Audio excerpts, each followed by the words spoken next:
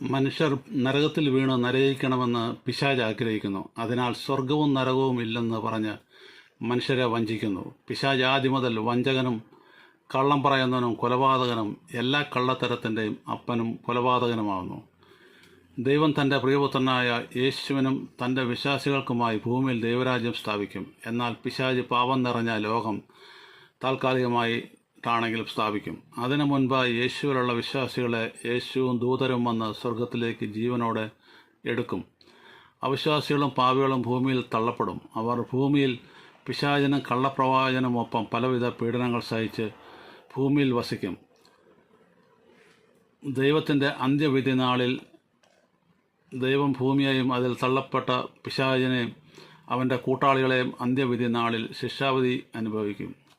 ആമേൻ, ആമേൻ.